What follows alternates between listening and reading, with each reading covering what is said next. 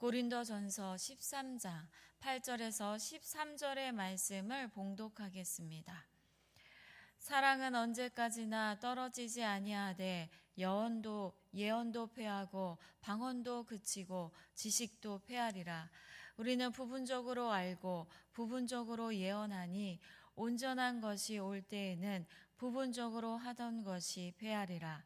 내가 어렸을 때에는 말하는 것이 어린아이와 같고 깨닫는 것이 어린아이와 같고 생각하는 것이 어린아이와 같다가 장성한 사람이 되어서는 어린아이의 일을 버렸노라.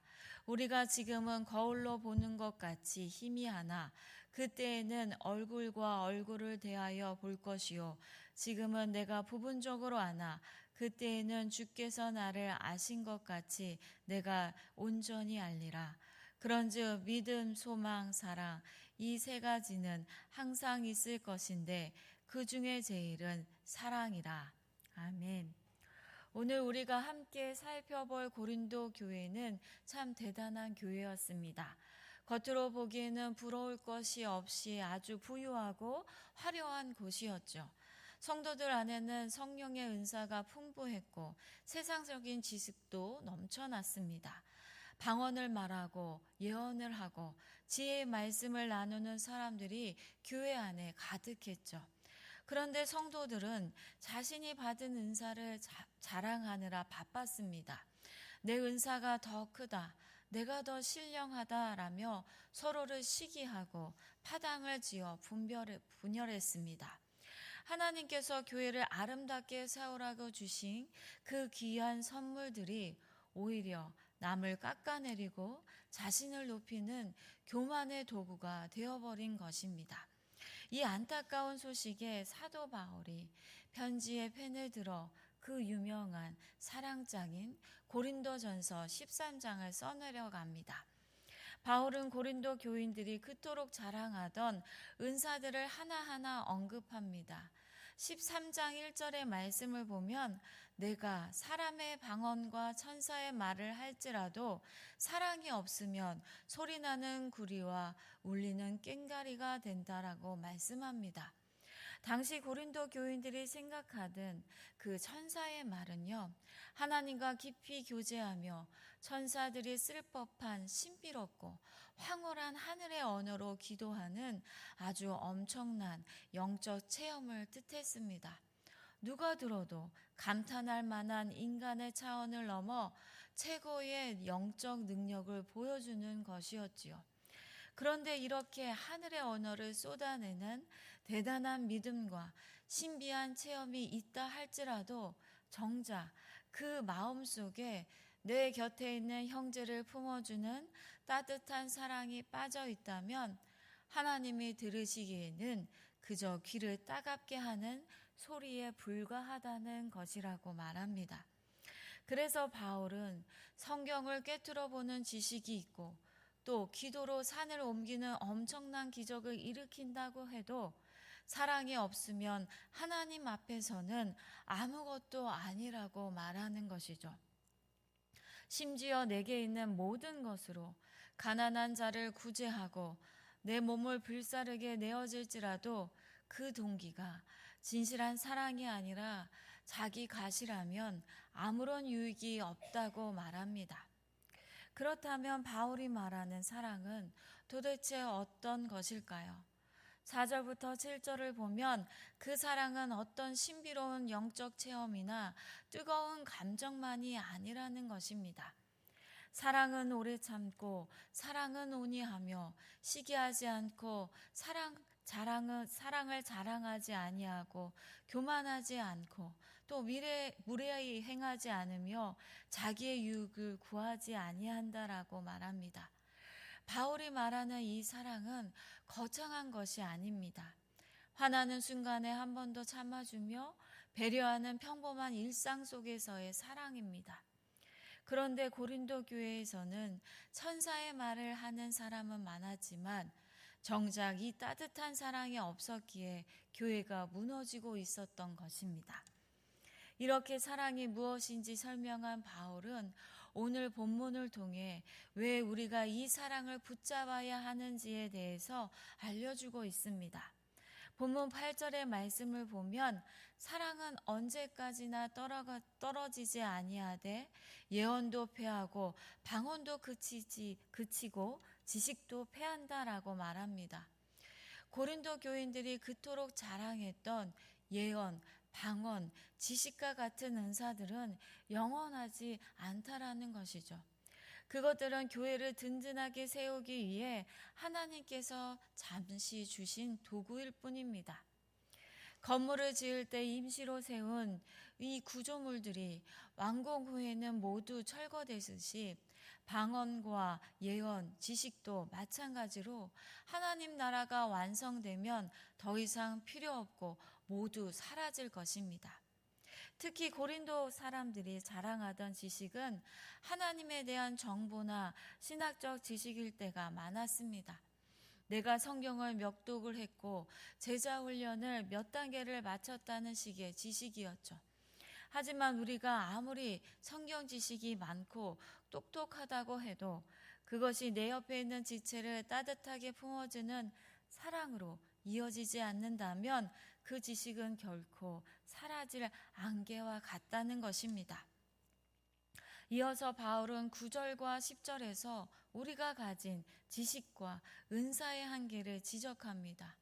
우리는 부분적으로 알고 부분적으로 예언하나 온전한 것이 올 때에는 부분적으로 하던 것이 패한다라고 말씀합니다. 우리는 연약해서 작은 것을 알고도 마치 세상 모든 것을 아는 것처럼 착각하고 교만에 빠지곤 합니다. 다른 사람의 행동, 말 한마디만 보고도 쉽게 판단하고 정답을 내리려 하죠. 하지만 성경은 우리가 아는 것이 지극히 부분적일 수밖에 없다고 말합니다. 우리는 다른 사람의 깊은 속사정을 다 알지 못합니다. 그 사람이 어떤 아픔을 안고 살아가는지 우리는 다 볼 수 없기 때문입니다. 우리의 이 한계는 온전한 것이 올 때 비로소 사라진다라는 것입니다. 여기서 온전한 것은 예수님이 이 땅에 다시 오시는 날입니다. 하나님 나라가 완성되는 영광스러운 날이죠. 주님이 다시 오실 때에야 비로소 우리는 모든 것을 온전히 깨닫게 된다라고 바울은 말합니다. 그러므로 우리는 내가 가진 생각, 내가 아는 지식은 부분적이라는 것을 인식하고 인정해야 합니다. 이 사실을 인정할 때 우리는 겸손해질 수 있습니다. 이어서 바울은 우리가 어떻게 성숙한 어른으로 자라가야 하는지 두 가지 비유로 설명합니다. 첫 번째 비유는 11절 말씀에서 나옵니다. 내가 어렸을 때에는 말하는 것이 어린아이와 같고 깨닫는 것이 어린아이와 같고 생각하는 것이 어린아이와 같다. 장성한 사람이 되어서는 어린아이의 일을 버렸다라고 고백합니다. 이 어린아이들의 가장 큰 특징은 바로 자기 중심적이라는 것입니다. 아이들은 배가 고프면 시간과 장소를 가리지 않고 울음을 터뜨려 버립니다. 자기가 원하는 장난감을 갖기 위해 떼를 쓰기도 하죠. 남의 사정은 생각하지 않고 오직 내 기분, 내 욕심이 최우선이 되는 것입니다. 고린도 교인들이 은사를 자랑하며 공동체 안에서 왕노릇하려 했던 모습이 바로 이 어린아이와 모습과 같았습니다. 겉으로는 어른이고 직분자였지만 영적으로는 내 것만 알아달라고 떼쓰는 미성숙한 아이들이었습니다. 참된 영적 성숙은 내 감정과 주장을 앞세우는 이 어린아이의 일을 버리는 데서 시작됩니다. 나보다 연약한 자의 입장을 먼저 헤아려 주고 기꺼이 져줄 줄 아는 넉넉함, 그것이 바로 장성한 어린의 모습이자 참된 사랑의 모습이라고 말합니다. 두 번째로 바울은 희미한 거울을 비유로 듭니다. 12절의 말씀을 보면 우리가 지금은 거울로 보는 것 같이 희미하나 그때에는 얼굴과 얼굴을 대하여 볼 것이요 지금은 내가 부분적으로 아나 그때에는 주께서 나를 아는 것 같이 내가 온전히 알리라고 말합니다. 당시 고린도 교회는 청동을 매끄럽게 닦아 만든 거울의 특산지로 유명했습니다. 부자들은 그 거울을 자주 보며 자랑스럽게 여겼지요. 하지만 아무리 비싼 청동 거울이라도 유리 거울처럼 선명할 수는 없습니다. 표면이 울퉁불퉁해서 얼굴이 일그러져 보이고 윤곽만 희미하게 보일 뿐입니다. 우리가 이 땅에서 하나님의 뜻을 깨닫고 또 서로를 이해하는 수준이 딱 이 청동 거울과 같다는 것입니다. 희미하고 불완전하며 오해하기 쉽습니다. 하지만 주님이 다시 오시는 날에는 우리는 더 이상 희미한 거울이 아니라 주님의 얼굴을 직접 마주 뵙게 될 것입니다. 지금 주님께서 모든 허물과 부족함을 다 아시면서도 우리를 온전히 사랑해 주시는 것처럼 그날에도 우리도 하나님의 크신 사랑과 섭리를 온전히 깨닫게 될 것입니다. 성숙한 성도는 지금 당장 내 눈앞에 펼쳐진 현실이 희미하고 이해되지 않는다고 해서 좌절하거나 원망하지 않는 것입니다. 언젠가 밝히 보게 될 그날을 소망하며 나를 다 아시고도 사랑하시는 그 주님의 그 넓은 사랑으로 오늘 내 곁에 있는 지체들을 품어주며 인내하는 사람들을 말합니다. 이제 바울은 우리 신앙의 뼈대가 되는 세 가지의 핵심을 말합니다. 13절을 보면 그런즉 믿음, 소망, 사랑 이 세 가지는 항상 있을 것인데 그 중에 제일은 사랑이라. 믿음, 소망, 사랑은 어느 것 하나 버릴 것이 없이 그리스도인들에게 너무나 소중한 가치들입니다. 그런데 바울은 그 중에서도 사랑이 제일이라고 말합니다. 우리가 천국에 가면 보이지 않는 주님을 향했던 우리의 믿음은 그분을 직접 뵙게 됨으로 성취될 것입니다. 눈물로 기다리던 소망 역시 천국에 들어가는 순간에 완전하게 이루어져 끝이 날 것입니다. 그러나 하나님이 곧 사랑이시기에 사랑은 천국에서도 결코 사라지지 않습니다. 우리는 영원한 천국에서 하나님과 서로를 깊이 사랑하며 살아가게 될 것입니다. 그렇기에 이 땅에서 우리가 할 수 있는 가장 위대한 일은 바로 사랑입니다. 우리의 일상 속 작은 사랑의 수고들은 영원한 천국의 삶을 오늘 이 땅에서 미리 살아내는 거룩한 사명입니다. 사랑하는 성도 여러분, 세상 사람들은 영원하지 않는 것들에 목숨을 바칩니다. 더 많은 돈과 지식을 쌓기 위해 경쟁을 합니다. 고린도 교인들 역시 영원하지 않은 은사와 지식을 자랑하다가 공동체를 멍들게 했습니다. 오늘 하루 다시 삶의 자리로 나아가실 때 영원한 사랑의 법을 실천해 보시기를 바랍니다. 삶의 자리에서 무심코 던지던 비난의 말을 멈추고 따뜻한 말을 건네보는 것입니다. 우리가 삶 속에서 베푸는 그 작은 양보와 미소, 또 배려가 바로 그 주님 나라에서 해같이 빛나게 될 영원한 가치들입니다.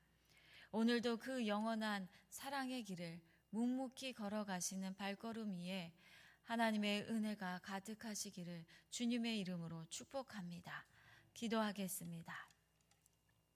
하나님, 우리는 자주 어린아이처럼 내 감정과 내 욕심만을 앞세우며 살아갑니다. 내가 가진 부분적이고 얄팍한 지식으로 형제 자매를 쉽게 판단하고 교만했던 우리의 연약함을 용서하여 주옵소서. 거창한 것을 쫓기보다 화나는 순간에 한 번 더 참고 배려하는 일상 속에 참된 사랑을 실천하게 하옵소서. 사라질 것에 목숨 걸지 않게 하여 주시고 오직 우리의 삶에 영원한 가치를 기억하여 오늘 하루도 내 곁에 있는 사람들을 진심으로 품어내는 거룩한 사명을 감당하게 하옵소서. 그리하여서 우리의 작은 사랑의 수고를 통해 우리가 머무는 삶의 자리가 복된 처소가 되게 하옵소서. 오늘도 우리의 성도들을 위하여 기도합니다. 육신의 아픔과 마음의 상처들로 고통 중에 있는 우리의 성도들을 주님의 치유와 사랑의 손길로 품어 주옵소서. 고뇌는 시간을 보낼 때 낙심치 않게 하여 주시고 주님의 함께 하심을 신뢰하며 주님만 붙들며 믿음의 길을 걸어가는 이 시간이 되게 하여 주시옵소서. 우리의 가정들을 붙들어 주시고 복음으로 하나 되게 하시며 고난 가운데에서도 믿음으로 승리하게 하여 주시옵소서. 우리의 자녀들 축복하여 주옵소서. 세상에 놓여 있는 우리의 자녀들이 하나님의 은혜로 보호하심으로 살아가게 하여 주시고 세상을 의지하는 것이 아니라 하나님만을 의지하며 기도하는 사람으로 믿음의 자녀들로 세워 주옵소서. 오늘도 우리의 삶을 통해 하나님의 영광이 드러나게 하시고 하나님의 구원의 은혜가 전해지게 하옵소서. 예수 그리스도 이름으로 기도합니다. 아멘.